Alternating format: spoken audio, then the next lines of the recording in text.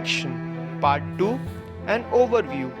Second public talk at November 30th, 1958 at Bombay. So, you and I will go into this together. You are not going to learn anything from me. You are not going to gather something here and go away with it. Because if you do that, it will be merely an accumulation, something which you store up to remember. But as I am talking, please listen with your whole being, with your full attention, with eagerness, as you would listen to something which you really love, if you ever do love. Because here you are receiving no instructions and you are not a pupil. You are learning an art, and I really do mean that. We are learning together, and therefore the division of the teacher and the disciple has completely gone. It is immature thinking to regard somebody as a teacher who knows and yourself as one who does not know. In that relationship, both lack humility and therefore both cease to learn. This is not just a verbal expression, a temporary statement, as you will see for yourself if you listen without merely looking for instructions as to what to do and what not to do. Life is not understood through a series of instructions. You can apply instructions to a dynamo, the radio, but life is not a machine. It is an ever living, ever renewing thing. So, there is no instruction. And that is the beauty of learning.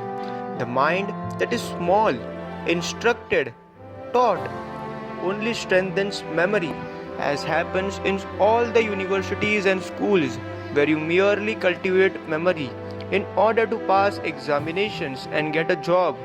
That is not acquiring intelligence. Intelligence comes when you are learning. In learning, there is no end, and that is the beauty of life, the sacredness of life. So, you and I are going to learn, to explore, think together, and communicate with each other about action. To most of us, life is an action, and by action, we mean something which has been done, is being done, or will be done. Without action, you cannot live. Action does not mean only physical movement, going from here to there. There is also the action of thought, the action of an idea, the action of a feeling, of environment, of opinion, the action of ambition, of food, and of psychological influences, of which most of us are totally unaware. There are the actions of the conscious mind and the actions of the unconscious mind. There is also, is there not, the action of a seed in the earth, the action of a man who gets a job and sticks to it for the rest of his life. There is the action of the waves beating on the shore, the action of gentle weather, of rain. There is also the action of earth and of the heavens. So, action is something limitless. Action is a movement both within and out of time. I am thinking aloud with you. I am exploring. I came here with one thought, action, and I want to discuss it with you. Go into it, explore it gently, slowly, quietly, so that you and I understand it together. When you merely reduce action to, what am I to do? Should I do this and not do that? Is this right or that? Then action becomes a very small thing. We do naturally have to act within time. I do have to stop at the end of the hour. One has to go to the office, the factory, take meals at a certain time. There must be action in time, and that is all we know, is it not? You and I really do not know anything else except action, which is recognizable and within the field of time. By time, we mean yesterday, today, and tomorrow. Tomorrow is the infinite future. Yesterday is the infinite past, and today is the present.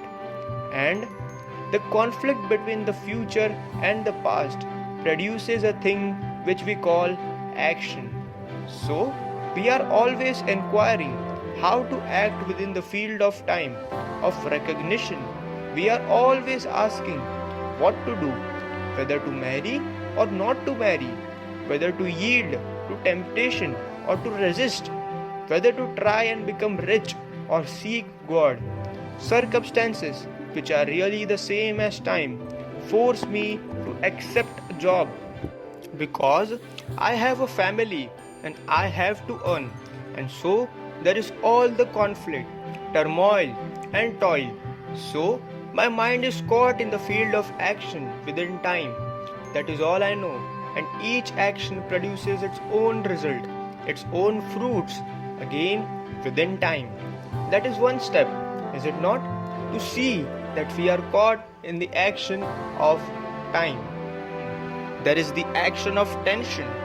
Please follow this because we are examining it together. There is the action born of the tension between two opposites, which is a state of self-contradiction, wanting to do this and doing totally the opposite. You know that, do you not? One desire says, do this, and another desire says, do not do it. You are feeling angry, violent, brutal, and yet a part of you tells you to be kind, to be gentle, nice. For most of us, action is born out of tension, self-contradiction. If you watch yourself, you will see it. And the more the struggle, the contradiction, the more drastic and violent is the action.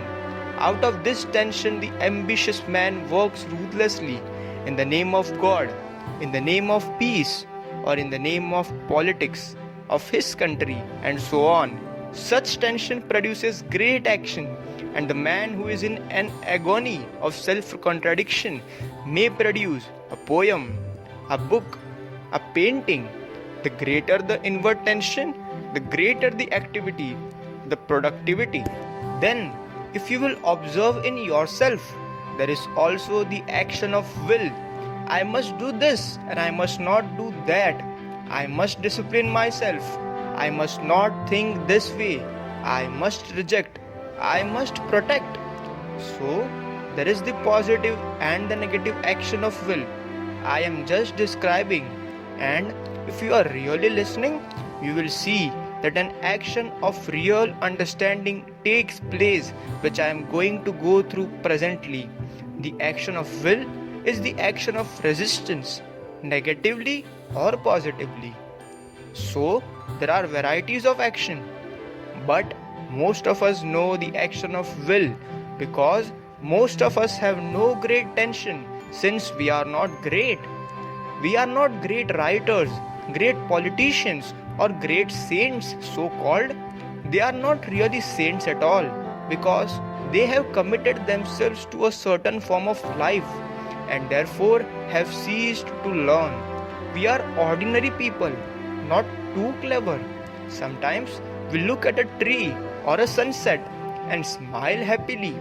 But for most of us, action is born of will. We are resisting. Will is the result of many desires. Is it not? You know, do you not? The action of will. I feel lazy and I would like to lie in a bed a little longer, but I must discipline myself and get up. I feel sexual, lustful, but I must not. I must resist it. So we exercise will to produce a result. This is all we know. Either we yield or resist, and yielding creates its own agony, which presently becomes resistance. So we are everlastingly in battle within ourselves. So, will is the product of desire, wanting and not wanting. It is as simple as that. Do not let us complicate it. Leave that to the philosophers, the speculators. You and I know that will is the action that is born within the field of two opposite desires, and our cultivation of virtue is the cultivation of resistance. Resisting envy you call virtuous, and that is going on always within us, a desire producing its opposite, and from the opposite a resistance is created, and that resistance is will. if you watch your own mind, and you will see it. And as we have to move in this world, we exercise this will, and that is all we know. And with this will, we say we must find out if there is something beyond. With this will, we discipline ourselves, torture ourselves, deny ourselves, and the more you are capable of denying yourself, the more saintly you are supposed to be. All your saints, your gurus and gods are the product of this denial, this resistance, and the man who can follow ardently, denying everything, following the ideal he has projected, him you call a great man. So, when you look at this life of action, the growing tree, the bird on the wing, the flowing river, the movement of the clouds, of lightning, of machines, the action of the waves upon the shore, then you see, do you not, that life itself is action, endless action that has no beginning and no end. It is something that is everlastingly in movement, and it is the universe, God, bliss, reality. But we reduce the vast action of life to our own petty little action in life and ask what we should do, or follow some book, some system. See what we have done, how petty, small, narrow, ugly, brutal our action is. Please do listen to this. I know as well as you that we have to live in this world, that we have to act within time, and that it is no good saying, life is so vast, I will let it act. It will tell me what to do. It won't tell us what to do. So, you and I have to see this extraordinary phenomenon of our mind, reducing this action which is infinite, limitless, profound to the pettiness of how to get a job, how to become a minister, whether to have sex or not. You know all the petty little struggles in life. So, we are constantly reducing this enormous movement of life to action which is recognizable and made respectable by society. You see this, sirs, do you not? The action which is recognizable and within the field of time, and that action which knows no recognition and which is the endless movement of life. Now, the question is this: can I live in this world, do my job, and so on with a sense of this endless depth of action? Or must I, through my petty mind, reduce action to a functioning only within the field of recognition, within the field of time? Am I making myself clear? Let me put the thing differently. Love is something which is not measurable in terms of action, is it not? I do not know if you have ever thought about it. You and I are talking together, now face to face, and we are both interested in this and want to find out. We know what this feeling of beauty, of love is. We are talking of love itself, not the explanation of love, not the verbal expression. The word love is not love. Though the intellectual mind divides it into profane love and sacred, divine love, all that has no meaning. But that beauty of feeling which is not expressible in words and not recognizable by the mind, we know that thing. It is really a most extraordinary thing. In it, there is no sense of the other, and the observer is absent. There is only the feeling. It is not that I feel love and express it by holding your hand or by doing this or that act. It is, if you have ever had that feeling, if you have ever lived it, if you have understood it, expressed it, nurtured it, if you have felt it totally with all your being, you will see that with that feeling one can live in the world. Then you can educate your children in the most splendid manner, because that feeling is the center of action, though within the field of time. But not having that feeling with all its immensity, passion, and vigor, we reduce love merely to the I love you and function only within the field of time, trying to catch the eye of another. So, you see the problem.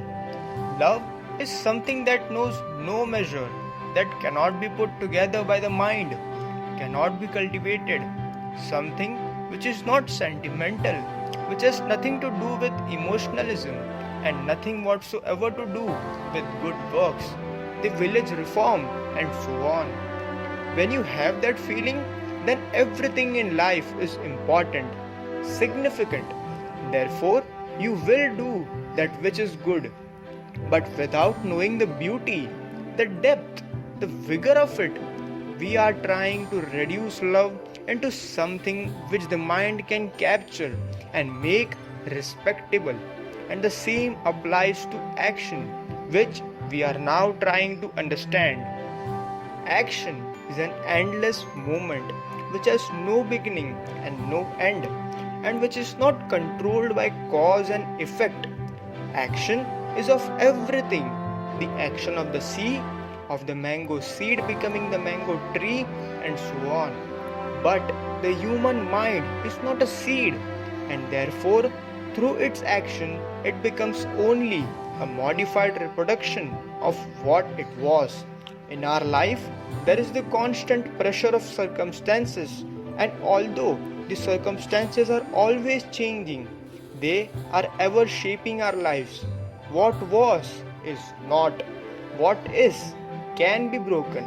So, can we not sense, feel this enormous action of life which ranges from the movement of the little worm in the earth to the sweep of the infinite heavens? If you really want to know what this extraordinary thing is, this action, then you must go through it. You must break through the barrier of this action in time. Then you will know it. Then, with that feeling, you can act. You can go to your job and do all the things that are recognizable within the field of time. But from within the recognizable field of time, you cannot find the other. Do what you will, through the pity, you will never find the immeasurable. If you once really saw the truth of this, that a mind functioning within the field of time can never understand the eternal, which is outside of time, if you really saw that, felt it, then you will see that a mind which speculates about love and divides it up as carnal, profane, divine, or sacred can never find the other. But if you can feel this astonishing action, the movement of the stars, the forests, the rivers, the ocean, the ways of the animals and of human beings, if you could know the beauty of a tender leaf in spring, the feeling of rain as it drops from the heavens, then with that immense feeling you can act within the field of recognition, within the field of time. But action within the field of time can never lead to the other. If you really understand that, not verbally, intellectually, if you really feel the significance of it, grasp it, see the extraordinary beauty and loveliness of it, then you will see that the will has no place in this at all. All action born of will is essentially self-centered, egocentric. But such action will disappear totally when you have understood it fully, when you have really felt yourself moving in it, with your mind wholly in it. Then you can see that there is no necessity for will at all. There is a quite different movement. The will then is like a knotted piece of rope. It can be undone. That will can be lost, but the other cannot be lost. It cannot be increased or decreased.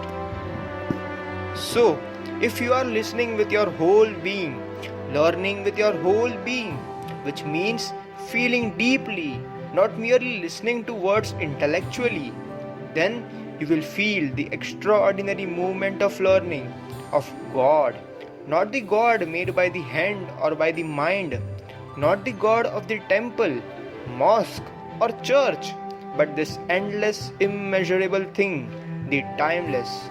Then you will see that we can live with astonishing peace in this world. Then there is no such thing as temptation, no such thing as virtue, because virtue is merely a thing of society. The man who understands all this, who lives it, is orderly, inwardly at rest. His action is entirely different, much more effective, easier, and clearer, because there is no inward confusion, contradiction. So, a mind that holds to conclusions is never humble. A man who has learned is carrying the burden of his knowledge, but a man who is learning has no burden, and therefore he can go to the top of the mountain. As two human beings, you and I have talked of something which cannot be captured through words, but by listening to each other, exploring it, understanding it, we have found something extraordinary, something that is imperishable. Life reduced to the me, clinging to life, is perishable. But if you can see that extraordinary life from the beginning to the end, if once you have gone into it, felt it, drunk at its fountain, then you can live an ordinary life with utter newness. You can really live. The respectable man is not living, he is already dead. And life is not a thing to be invited by the dead. Life is to be entered and forgotten, because there is no me to remember the living of that life. It is only when the mind is in a state of complete humility, when it has no purpose for its own little existence, when it does not move from a point to a point, from experience to experience, from knowledge to knowledge. Only such a mind which is totally, completely, wholly not seeking, knows the infinite beginning and the infinite end of existence.